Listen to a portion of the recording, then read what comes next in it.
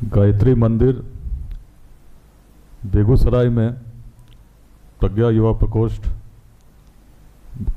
के संचालक मनीष जी, उनके सभी साथी, यहाँ उपस्थित लेट्स इंस्पायर बिहार के चीफ कोऑर्डिनेटर जो आरा से आए हैं राहुल सिंह जी,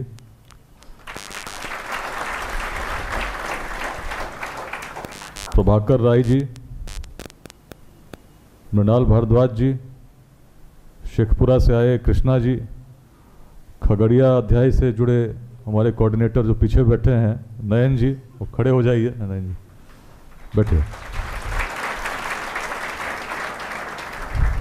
और सभी प्रिय युवा साथियों, बेगूसराय के स्वजनों,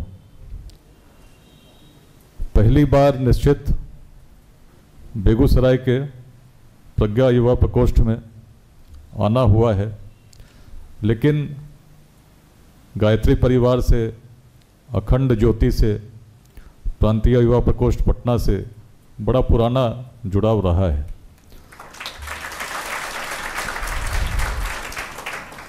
बहुत छोटा था उस समय, पिताजी की पोस्टिंग गुवाहाटी रिफाइनरी में थी, तभी से अखंड ज्योति से जो साथ बना आज भी यथावत है, पढ़ता रहता हूँ।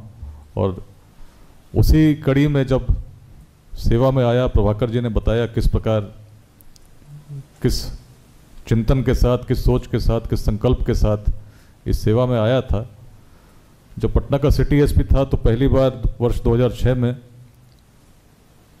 गायत्री मंदिर पटना से जुड़ा। इसी प्रकार से उस समय भी युवाओं के लिए सत्र होते थे, उसमें मैं भी भाग लेता था। उसके बाद जहाँ भी पोस्टिंग हुई, चाहे रोहतास हुई तो सासाराम में भी उसी प्रकार से गायत्री मंदिर से जुड़ाव रहा, बगहा में भी रहा। पिछले वर्ष खगड़िया आए थे तो खगड़िया में भी गायत्री मंदिर निश्चित गया था, और आज आपके बीच हूँ। जिस अभियान के बारे में प्रभाकर जी, मनीष जी बता रहे थे, लेट्स इंस्पायर बिहार, आइए मिलकर प्रेरित करें बिहार, इसकी संकल्पना भी प्रांतीय युवा प्रकोष्ठ पटना में ही हुई। वीडियो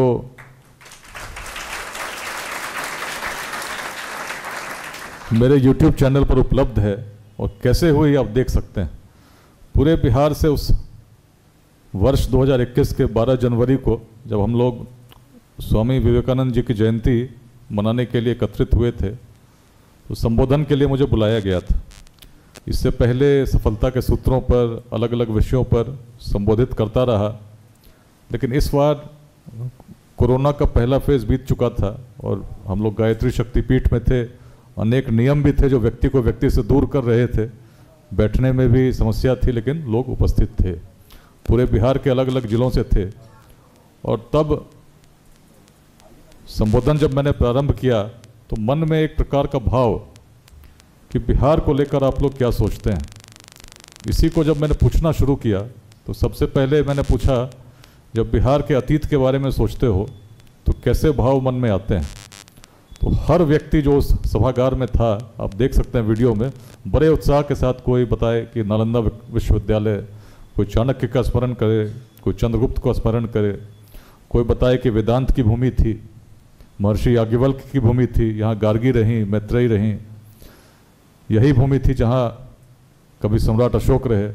बड़े अच्छे भाव, ज्ञान की भूमि, शौर्य की भूमि, उद्यमिता की भूमि। लेकिन तो वहीं जब प्रश्न हुआ कि वर्तमान को देखते हो तब कैसा भाव जगता है, उत्साह एकाएक कम। वर्तमान को देखते हैं तो बड़े चिंता होती है। हम बटे हुए हैं, जातियों में समाज इस प्रकार बटा है कि आपस में संघर्ष कर रहे हैं, पिछड़ गए हैं, बेरोजगारी है, भ्रष्टाचार चरम पर है। तो वर्तमान के जो भाव थे लगभग, और ऐसे में जब मैंने पूछा कि भविष्य बिहार का कैसा होगा, तो सबने कहा कि बड़ी निराशा है कि जब वर्तमान ऐसा है तो भविष्य कैसा होगा। तो अपने गायत्री मंदिर कंकड़बाग, उसी में इस प्रकार से बातें हो रही थी। और तब मैंने पूछा कि कितने लोगों के मन में विश्वास है कि बिहार का भविष्य उज्जवल होगा। तो उस पूरे सभागार में झिझकते हुए 3 हाथ उठे और तीनों से जब मैंने प्रश्न किया कि जब पूरे सभागार में किसी को विश्वास नहीं हो रहा कि बिहार का भविष्य उज्जवल है, तो आपके मन में इस प्रकार की भावना कैसे जगी? और तीनों का उत्तर वही था, जब हमारे पूर्वज उस समय जब संसाधन नहीं थे, मार्ग नहीं थे, आज की तरह सूचना के तंत्र नहीं थे, तब ऐसा कर सकते थे, अखंड भारत के साम्राज्य को स्थापित कर सकते थे। यूरोप में ऑक्सफोर्ड और कैम्ब्रिज की कल्पना से बहुत पहले नालंदा और विक्रमशिला को स्थापित कर सकते थे। तो क्षमता तो हम में है, उन्हीं पूर्वजों के हम वंशज हैं, क्षमता तो है, लेकिन हम क्षमता भूल गए। यदि उस क्षमता को हमने स्मरण कर लिया, उसके अनुसार आचरण हमने करना प्रारंभ कर दिया, निश्चित हम बदलेंगे, युग बदलेगा।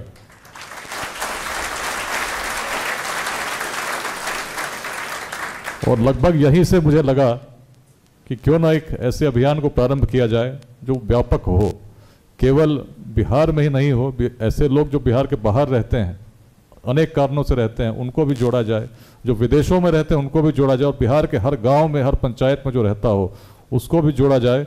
ऐसे लोगों को जिनके मन में बिहार को कुछ देने की कल्पना है, जो चाहते हैं कि अपने जीवन काल में बिहार का बदलता हुआ परिदृश्य देखें।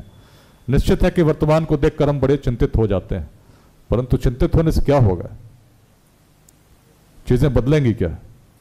लेकिन यहीं पर यदि हम सोचते हैं कि भाई कोई दूसरा आदमी आएगा, अचानक आकर चीजों को बदल देगा, तो ऐसा कभी हुआ है क्या? कैसे बदलती हैं चीजें? सबसे पहले हम स्वयं से प्रारंभ करते हैं, कुछ प्रयास करते हैं, एक व्यक्ति, 2 व्यक्ति से श्रृंखला शुरू होती है। समाज को हानि दुर्जनों के दुष्कृत्यों से उतना नहीं होता जितना सज्जनों की निष्क्रियता से होती है। अच्छे लोग यदि जुड़ गए, संगठित हो गए और मिलकर कुछ प्रयास करने लगे, निश्चित है कि चीज़ें बदलेंगी। यही प्रयास है लेट्स इंस्पायर बिहार, जिसमें आज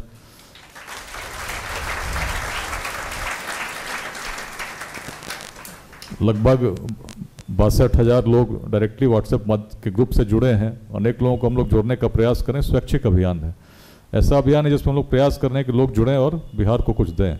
महिलाएं भी बड़ी संख्या में जुड़ी, अलग अलग जिलों में, जैसे निःशुल्क पाठशाला प्रज्ञा युवा प्रकोष्ठ की है, वैसे ही उसी रूप में गार्गी पाठशाला चल रही है जिसमें महिलाएं पढ़ाती हैं गरीब बच्चों को, वैसे बच्चों को जो बस्तियों में रहते हैं, वंचित हैं। प्रयास वही है कि समाज समतामूलक तभी होगा जब जो सक्षम हैं उनके द्वारा उनका सहयोग हो जिनको आवश्यकता है। इस अभियान की परिकल्पना क्यों हुई?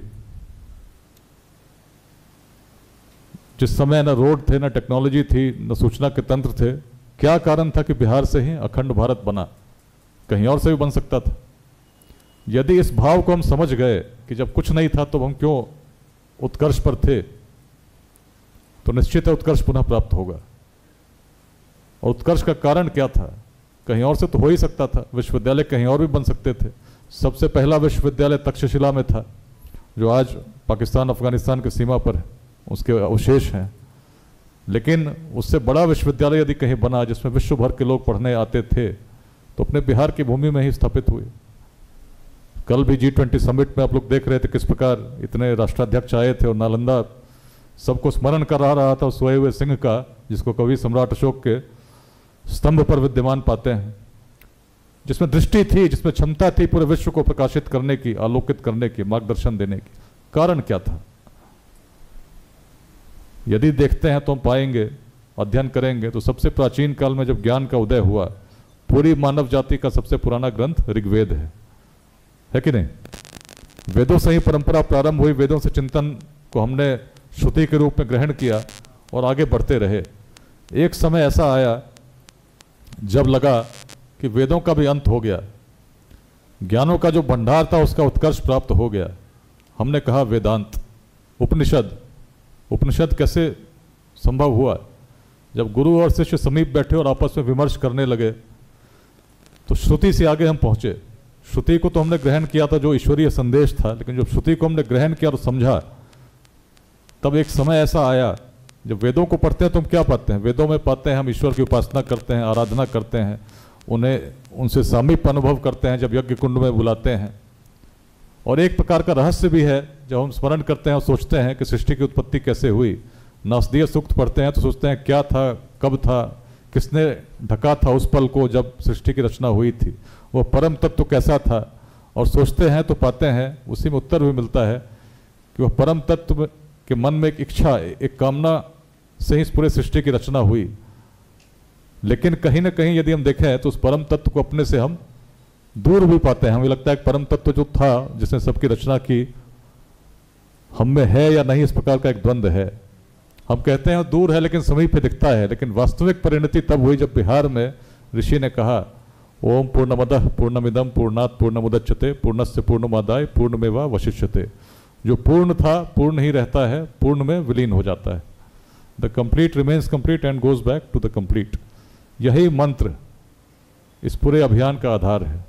यही मंत्र ऐसा मंत्र है जिसको यदि हमने ग्रहण कर लिया तो जीवन में कुछ भी असंभव नहीं। क्यों? यदि किसी व्यक्ति के बारे में कहा जाए तो क्या किसी व्यक्ति को हम पूर्ण कहेंगे?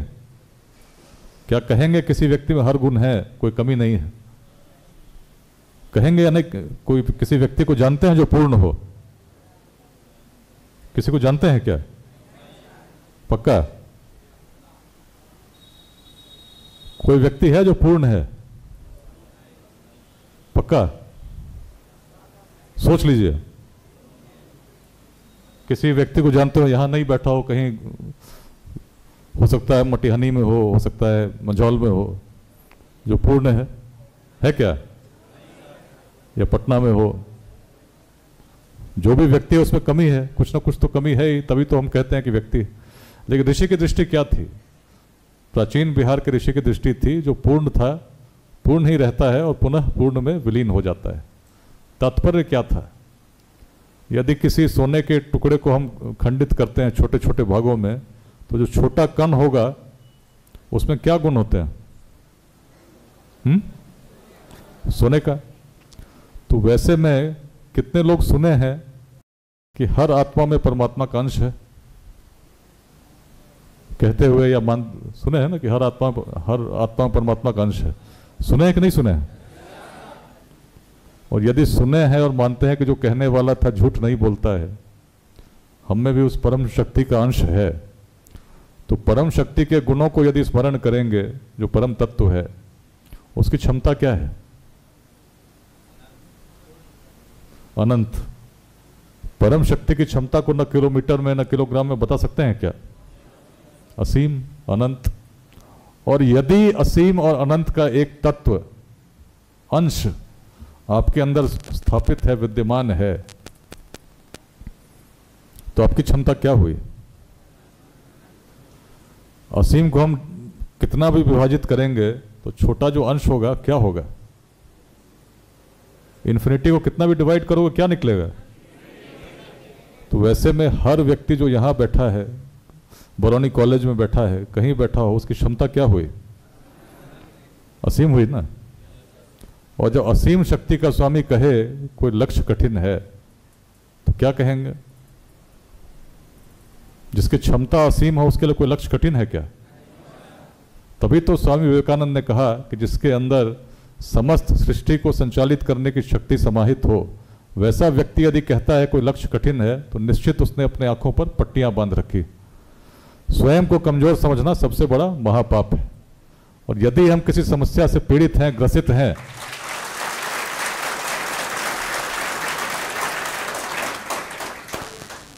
और समस्या का हल नहीं कर पा रहे हैं, तो इसका मतलब हमने प्रयास नहीं किया।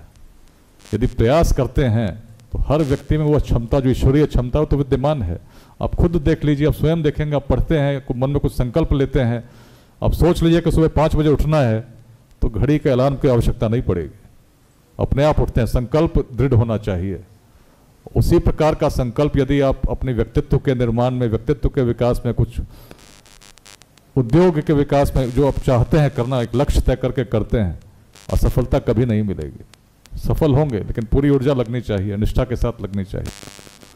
और बिहार को भी यदि बदलना है तो ऐसे लोगों को साथ में जोड़ना होगा जो बिहार को कुछ देना चाहते हैं। अनेक लोग हैं जो बिहार में, आज बिहार की स्थिति क्यों हुई, जब भूमि में वेदांत की ऐसी दृष्टि आ गई जिसमें हर व्यक्ति में पूर्णता हम देखने लगे, तभी तो चारों महावाक्य वैसे आए। तत्त्वमसि तुम वही हो, अहम ब्रह्मास्मि मैं ब्रह्म हूँ, प्रज्ञान ब्रह्म, अयम आत्मा ब्रह्म। सब में वही दृष्टि, वही एकत्व का भाव, एक मतैक्य का भाव जिस भूमि पे उत्पन्न हुई, वही भूमि तो श्रेष्ठ भूमि के रूप में उत्कर्ष को प्राप्त की। तभी तो बिहार में यदि भेदभाव देखें तो प्राचीन समाज में भेदभाव हर समाज में रहे हैं, भारत में भी रहे, विश्व में भी रहे, लेकिन बिहार यदि आगे गया और बिहार उस रूप में विश्व गुरु के रूप में जाना गया तो कारण स्पष्ट था, भेदभाव से परे हम सोचने लगे थे। मगध के उदय को देखिए तो देखेंगे नंद वंश का उदय हुआ था। नंद वंश सबसे निम्न वर्ग से आता था। उस काल में कोई कल्पना नहीं कर सकता था कोई निम्न वर्ग का व्यक्ति शासक हो सकता है। हम अपवाद प्रस्तुत करने वाले लोग थे, बड़ा सोचने वाले लोग थे। उस काल में कोई कल्पना नहीं कर सकता था कि राजा चुना जा सकता है। लेकिन वैशाली में उस वज्र महाजनपद जिसकी सीमा उत्तर में हिमालय, दक्षिण में गंगा, पूर्व में कौशिकी और पश्चिम में नारायणी गंडक स्थापित थी, 7,707 गणराजा चुन के आते थे, बिना माइक के वैशाली के संथागार में संबोधित होते थे और मिलकर एक मत के साथ अपने गणाधिपति को चुनते थे। कैसा सहयोग रहा होगा हमारे पूर्वजों का, आप सोच सकते हैं। आज इतने लोगों को बिठा दीजिए और कोई विषय दे दीजिए, मतैक्य नहीं होगा। हम विवाद करते रह जाएंगे, विमर्श करते रह जाएंगे, लेकिन सहमति नहीं बन पाती। लेकिन उस प्राचीन काल में बिना संसाधनों के यदि हम कर पा रहे तभी तो उत्कर्ष को प्राप्त कर रहे थे। बिहार में आज आवश्यकता है कि हम पुनः उसी भावना को धारण करें जो कहीं और नहीं थी, हमारे पूर्वजों में थी। जाति संप्रदाय के बंधनों से मुक्त होकर जब तक चिंतन नहीं करेंगे उत्कर्ष को प्राप्त नहीं कर सकते।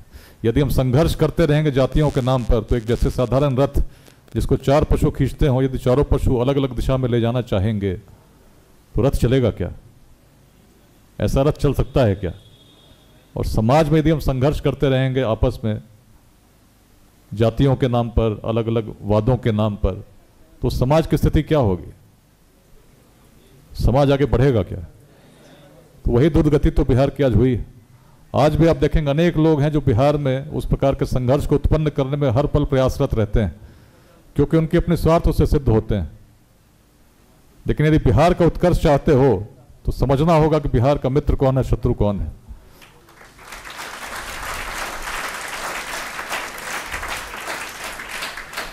और एक बार जग गए तो कार्य वहीं समाप्त नहीं होता, औरों को भी जगाना होगा। सकारात्मक ऊर्जा के स्रोत तो सर्वत्र विद्यमान है, ईश्वरीय शक्ति के पुंज सर्वत्र विद्यमान है। आवश्यकता केवल आवाहन की है। जग गए तो जो वेद मूर्ति तपोनिष्ठ पंडित श्रीराम शर्मा आचार्य जी ने कहा था कि बेगूसराय यदि जग गया तो निश्चित न केवल बिहार, पूरे भारत को जगा देगा, विश्व को जगा देगा। तो कल्पना तो वही है।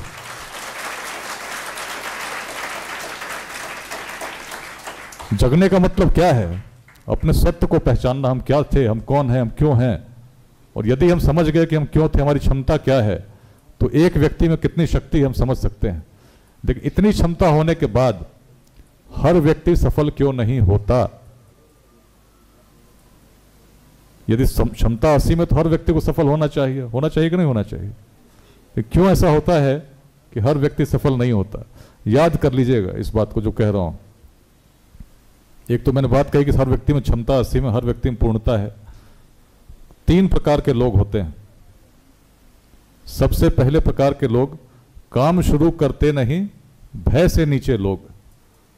कोई कार्य हो उसके प्रति ऐसा भय होता है, मन में संशय होता है कि करना चाहिए कि नहीं करना चाहिए, शुरू ही नहीं करेंगे। अब जब आरंभ नहीं हुआ तो लक्ष्य कहां मिलेगा? मध्यम त्यजते बीच में देख विषम संयोग। कार्य का आरंभ तो किया, पढ़ना भी शुरू किया, कुछ प्रयोजन के साथ चले, लेकिन जब परिस्थितियां विपरीत, कुछ प्रतिकूल सी दिखी, छोड़ दिया कि भाई मेरे बस का नहीं है। डिजायर था, इच्छा थी, डेडिकेशन भी थी, लेकिन एक समय के बाद टूट गए, तो कहां लक्ष्य मिलेगा? पर उत्तम वे लोग जो हर दुर्गम पथ झेल, दृढ़ता से बढ़ते सतत, बाधाओं को ठेल। यदि लक्ष्य पर चलना है तो बाधाएं आएंगी, अनेक परिस्थितियां घर में आएंगी, पड़ोस में आएंगी, आपको विचलित करेंगी, लेकिन लक्ष्य स्पष्ट होना चाहिए। दिनकर जी ने कहा था, वह प्रदीप जो दिख रहा है झिलमिल दूर नहीं है, थक कर बैठ गए क्या भाई, मंजिल दूर नहीं है।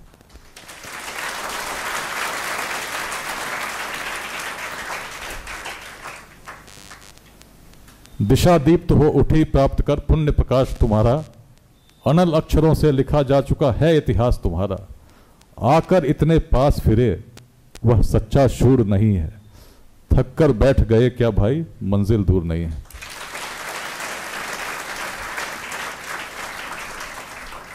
तो मन में यदि संकल्प सुदृढ़ है, जिद है कि प्राप्त तो करना है, तो मार्ग अपने आप प्रकट हो जाते हैं। ध्येय कुछ भी हो, क्षमता तो असीम है, उस क्षमता का बस प्रयोग करना है, सही दिशा में करना है। और राष्ट्र निर्माण में यदि हम चाहते हैं कि नहीं चाहते हैं कि अपने जीवन काल में बिहार बदले, कौन बदलेगा? कोई दूसरा आएगा क्या?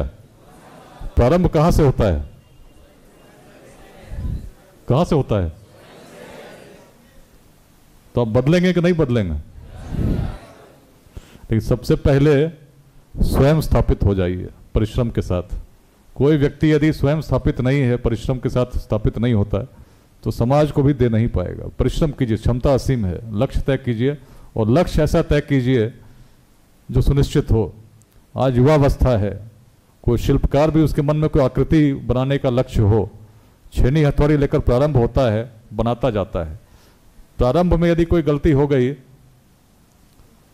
सुधार हो सकता है, लेकिन यदि उस पत्थर ने एक आकृति का कुछ रूप धारण करना प्रारंभ कर दिया और लगभग एक आकृति बन गई, और तब शिल्पकार को लगे कि भाई ये तो जो मैं सोचता था वैसा नहीं बन रहा है, इसमें परिवर्तन करना होगा, तो जिस पत्थर ने कुछ आकृति का रूप गढ़ लिया हो, उस पत्थर को यदि शिल्पकार चाहे भी तो बदल पाएगा क्या? तो युवावस्था के बाद के जीवन का भविष्य जो है कुछ ऐसा ही है। पल पल पर सतर्क भी रहना होगा, मूल्यांकन करना होगा, चिंतन करना होगा, देखना होगा कि जो लक्ष्य को लेकर चले थे क्या वास्तव में अभी भी हम बिल्कुल केंद्र पर हैं, सही मार्ग पर हैं। भटकाव आएंगे, विचलित करेंगे, लेकिन भटकना नहीं है। और इस ध्येय के साथ यदि चले निश्चित सफल होंगे। और बिहार यदि बदलना है तो जो बातें मैंने कही कोई दूसरा नहीं आएगा, स्वयं जगना होगा। और स्वयं अगर जगते हैं तो केवल स्वयं तक सीमित नहीं रहना होगा। यदि मैं स्वयं तक सीमित हो जाता तो मैं तो आज आराम से पटना में आराम कर रहा होता। क्या आवश्यकता है कि बिहार में हर शनिवार हर रविवार घूम घूम के सब जिले में आईजी हूं, आराम से रहते, घर में सोते आराम से, कौन पूछने वाला है?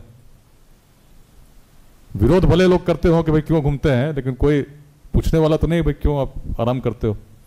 अच्छे काम करोगे लोग विरोध करते हैं, लोगों के मन में लगता है इसका कोई स्वार्थ होगा, निश्चित स्वार्थ होगा। कुछ लोगों ने पूछा आपके क्या स्वार्थ है, आप क्या करना चाहते हैं?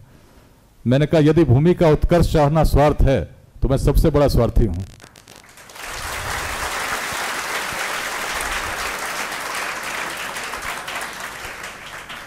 मन की प्रेरणा जब शुद्ध होती है, मन से मन को जोड़ती है। यही कारण था कि आचार्य चाणक्य अपने जीवन काल में उस अखंड भारत के साम्राज्य को स्थापित कर सके। उनका मन शुद्ध था। मन में यदि उनके अपने लिए कोई स्वार्थ होता है कि मुझे ऐसा करना है, कभी नहीं कर पाते। लेकिन मन में स्वार्थ यही था कि भूमि का उत्कर्ष हो, भूमि एकजुट हो, तभी अलग अलग राजाओं को, अलग अलग गणराज्यों को जोड़ने में सफल हो सके और उस अखंड भारत को स्थापित कर सके, जो केवल 1-2 वर्षों तक स्थापित नहीं रही, सैकड़ों वर्षों तक रही। उसके शौर्य को पूरा विश्व जानता रहा, उसके ज्ञान को पूरा विश्व जानता रहा, उसकी उद्यमिता ने प्रेरणा का प्रसार किया। तो यदि बिहार बदलना चाहते हैं तो आप तो अपने जिले के हैं, मेरा अधिकार भी बनता है। कैसे बदलेगा? कौन बदलेगा? बदलिएगा ना, पक्का? आप लोग इसी बिहार में कभी हमने विदुषी गार्गी व चकनवी को भी देखा है।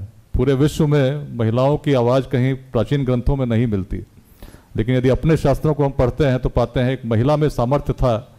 जब पूरे भारतवर्ष के विद्वान एकत्रित हुए थे, संतुष्ट नहीं थी, उन्हें लगा कि इनको अब सबसे बड़ा विद्वान चुन रहे हैं, विद्वान है या नहीं, परीक्षा मैं लूंगी। और तब विद्वतापूर्वक उन्होंने चुनौती दी, और तो उसके बाद ही याज्ञवल्क्य को सबसे बड़ा विद्वान माना गया। अनेक परंपराएं हैं, आप आदिशंकर को भी याद करेंगे तो विद्या भारती को हम स्मरण करते हैं किस प्रकार उन्होंने चुनौती दी थी। उस परंपरा के हम वाहक हैं और जिस काल में, प्राचीन काल में ऐसा उत्कर्ष देखा हो, उसका भविष्य कैसा होना चाहिए। तो मैं बोलूंगा, मैं बदलूंगा बिहार। बोलेंगे, मैं बदलूंगा बिहार। ठीक है, मैं करूंगा, समझ लीजिए क्या बोलना है। मैं करूंगा अपने पूर्वजों की भूमि का पुनरुद्धार। आइए मिलकर प्रेरित करें बिहार, यही बोलेंगे। ठीक है, मैं बदलूंगा। अरे बेगूसराय में इतनी आवाज। मैं बदलूंगा, मैं बदलूंगा बिहार। मैं करूंगा अपने पूर्वजों की भूमि का पुनरुद्धार। आइए मिलकर प्रेरित करें बिहार। हम बदलेंगे, युग बदलेगा। धन्यवाद।